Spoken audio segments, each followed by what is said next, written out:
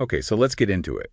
The situation with Ukraine and Russia, it's incredibly complex, constantly shifting, and obviously very urgent. Absolutely. It demands constant attention. And today, we're trying to, well, make sense of some recent developments, specifically looking at reported proposals for maybe a path forward. Right, based on the information that's out there. And a big piece of this seems to be that meeting between President Trump and President Zelensky. In Vatican City, which is interesting timing, happening so close to Pope Francis's funeral. It really is. You know, these major global events sometimes throw unexpected people together. They do. And this was, what, their first face-to-face since that earlier meeting at the White House? Exactly. And that one, well, reports suggested it didn't go smoothly. There were criticisms aimed at Zelensky, apparently about expressing enough gratitude for U.S. aid. Right. And that coincided with that temporary hold on arms shipments and intel sharing, didn't it? It did. So you have to wonder how that history, plays into their conversation now. Does it linger? It's a fair question. And the backdrop to this new meeting is also, well, pretty significant. There are reports the White House has been maybe stepping up efforts, trying to broker some kind of peace deal. Yeah, pushing harder. Does that signal a change in strategy, maybe? Or just perhaps a growing worry about how long this conflict is dragging on? Could be a bit of both, honestly. The costs, human and financial, are just staggering. So after this Vatican City meeting, we saw the photos, right? Yeah. The Ukrainian presidency released them, Trump and Zelensky talking privately. And Zelensky called it a good meeting on social media. He mentioned hoping for positive outcomes, protecting lives, a ceasefire, lasting peace. Pretty ambitious goals. He even hinted at something potentially historic. If they could achieve joint results, was the phrase, I think. Joint results. It makes you wonder what that could actually mean in practice. What kind of results are realistically on the table? Well, the White House spokesperson who's with Trump confirmed it was private, said it was productive. Both sides seem to agree it lasted about, 15 minutes? Yeah, around 15 minutes. And they agreed to keep talking, which, given the scale of the issues, 15 minutes feels quite short. It does. How much deep discussion can you really have in that time frame? Maybe it was more about establishing or reestablishing a channel. Perhaps. And then almost immediately after returning from Rome, Trump was on social media talking about potential new sanctions against Russia. Yes, citing the recent reported assault on Kyiv, he seemed to be questioning if Putin is genuinely interested in stopping the fighting. He specifically mentioned missile strikes hitting civilian areas, basically casting doubt on Putin's commitment to ending things. And he floated the idea of a different tack, maybe hitting banks, secondary sanctions, that sort of thing. So for a U.S. president to be publicly questioning things like that, what does that tell us about where diplomacy stands right now? It feels quite pointed. It certainly adds another layer of complexity. It signals perhaps a level of frustration or skepticism about the current diplomatic track, at least from his perspective. And the way the meeting itself happened is also, well, kind of interesting. Near St. Peter's Basilica, apparently not prearranged. Right, because before Trump went to Rome, officials were really downplaying the chance of him meeting Zelensky or other leaders. The trip was short, primarily for the funeral. So did the funeral setting itself kind of accidentally make this meeting possible? It certainly seems plausible. Funerals of major world figures often create these informal interaction spaces. It was also noted, wasn't it, that Trump's first foreign trip was supposed to be Saudi Arabia next month.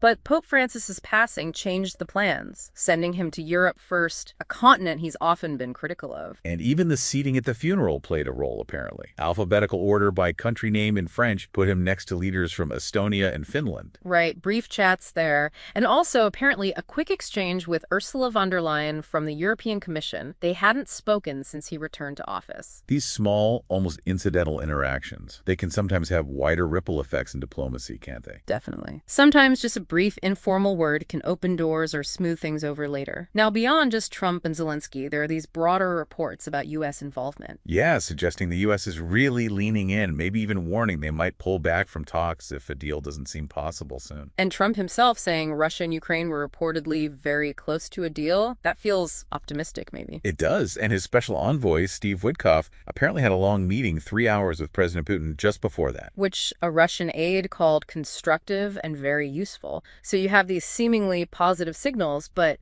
what's actually driving this perception of being close? It's hard to say from the outside. Meanwhile, before his Rome trip, President Zelensky was also talking about potentially very significant meetings coming up. He stressed Ukraine is ready for talks, use any format, but, and this is key, only if there's a real signal from Russia about wanting to end the war, starting with a full ceasefire. A complete, unconditional ceasefire is the first step, which makes sense from Kyiv's perspective. Absolutely. And it's worth remembering direct talks between Kyiv and Moscow haven't really happened much since the very early days of the full-scale invasion. So what are the big hurdles still stopping those direct conversations? Is it just trust or fundamental disagreements? It's likely both. Deep mistrust combined with fundamentally opposing views on territory, sovereignty, security. The list is long. Speaking of security, Zelensky also touched on compromises. He acknowledged pretty pragmatically that Ukraine joining NATO probably isn't happening anytime soon. Right. He talked about needing a realistic approach and focusing on specific security guarantees Ukraine would need instead. What kind of guarantees was he suggesting? Things like potentially a military contingent from Europe, plus a backstop from the U.S. He clarified that backstop might not mean U.S. boots on the ground, but maybe cyber defense, Patriot systems, that kind of support. So trying to find a way to get security assurances outside the formal NATO structure. How would those ideas fit into the bigger geopolitical picture? It's a tough balancing act. It really is. And while all this diplomacy is happening, or trying to happen, the situation on the ground is still incredibly dangerous. Kyiv saw that huge wave of Russian missile strikes. Yeah, reports said it was the biggest since last July. Casualties involved, a grim reminder of the ongoing violence. Yeah, and Zelensky also mentioned these constructive proposals being worked on in London between Ukrainian and European officials. This Ukraine deal framework. Okay, so this framework, what are the main pieces of it, according to the reports? Well, the big headline seems to be a comprehensive, unconditional ceasefire, air, land, sea, monitored by the U.S. with help from others. A full stop to the fighting, and then? Then Ukraine would get robust security guarantees, possibly similar to NATO's Article 5 from the U.S. and other willing nations, since actual NATO membership is off the table for now. Like an Article 5 equivalent, but from an ad hoc group. Exactly. The draft apparently says it would be a group of European and non-European countries with no limits on friendly foreign forces or weapons on Ukrainian soil or on the size of Ukraine's own military. That sounds quite strong. How would Russia likely view those kinds of guarantees, especially the part about foreign forces? That would almost certainly be a major point of contention for Moscow. It touches on core Russian security concerns, stated or otherwise. Okay, what about territory? That's always the hardest part. According to these reports, the framework suggests negotiations would start after the ceasefire, using the current front lines as the starting point. The lines as they are when the fighting stops, but with some conditions. Yes. Critically, it apparently stipulates Ukraine would regain control of the Zaporizhzhia nuclear power plant.